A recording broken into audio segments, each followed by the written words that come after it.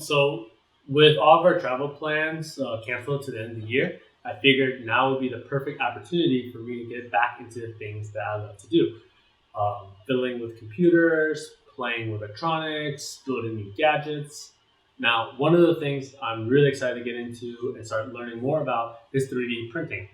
I've always wanted a 3D printer, and I figured now that we're stuck at home, why not get one now? So I ordered a 3D printer from Micro Center recently, and it's a Creality Ender 3 Pro. These things go between 200 to 250 USD, and you can't go on the internet without seeing it everywhere because it's for the last 2 years it's the best bang for buck 3D printer, and for good reasons. A lot of people recommend it because for such a price point that's cheaper than a game console, you can get a lot of printer that can handle a lot of tasks that even some of the ones that cost more than $1,000 can do. And even later on, when you decide to expand your skill set or things you want to print with, you can always do some minor upgrades and really customize the printer as your own. So I'm excited to get started to show you guys what I've been doing. First, I'm going to do an unboxing and then a quick montage of the build. And later down the line, you're going to see some more videos of me playing with the printer and doing some upgrades.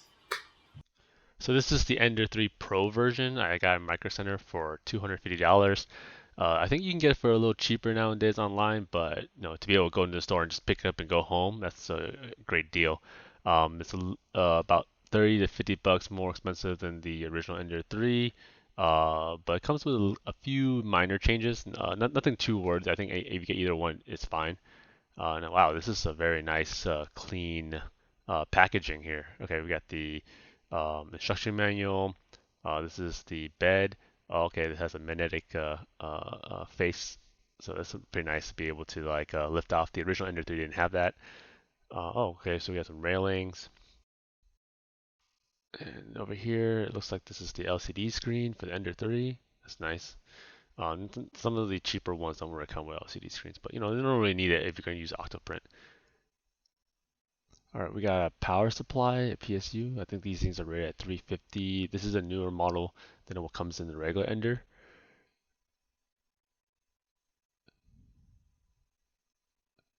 All right, so lifting this big part of. Okay, so most of this base is pretty much pre-assembled. That's nice. Not much tinkering to do down here. There's some wires and oh, what's this? Oh, this is the extruder. Okay, so it's connected. Um, so everything is pretty much already assembled here. So this part of the assembly is already pre-assembled.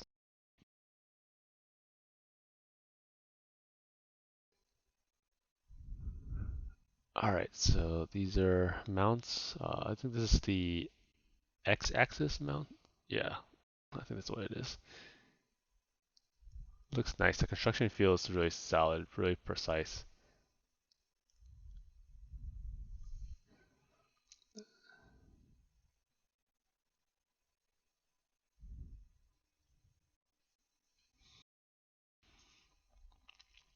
Oh, okay, so there's another layer down here. Okay, so we got some more stuff down here. I see another railing bar, some wires. All right, so this is like a bag full of extra parts. Oh, yeah, scraper, nice. I guess that's to get the prints off the bedding. Uh, some screws and some Allen wrenches. I guess this holds the spool filament.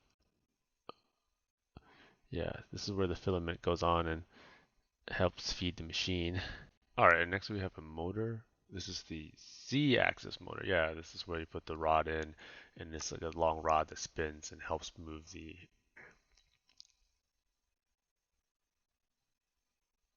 All right, here's some more railings. Pretty sturdy stuff. And power cable. All right, let's get building.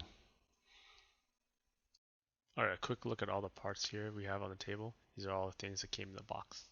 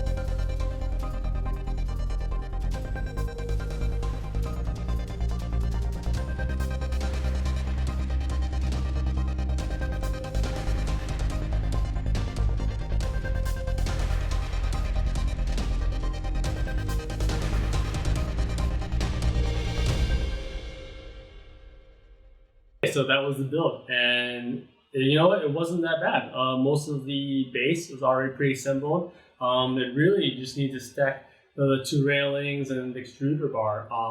There wasn't much else involved, so the process is very simple. I think reasonably it takes about an hour. If you're taking your time and being slow in your first time with all this, then maybe 2 hours. But it shouldn't be too hard to set it up. And I think that this is a type of hobby that requires a lot of patience because you will be frustrated. There's going to be frustration in this process because as you go through the process and learn as I have, that the printer isn't always going to behave as you expect because there are certain small factors that just easily disrupt the print. One of those things being bed leveling. That's probably 90% of the problems that most people encounter is with bed leveling. And once you learn more and more about it, you'll get better at it. So I definitely implore everyone to just really stick with it. Don't give up. It's definitely rewarding.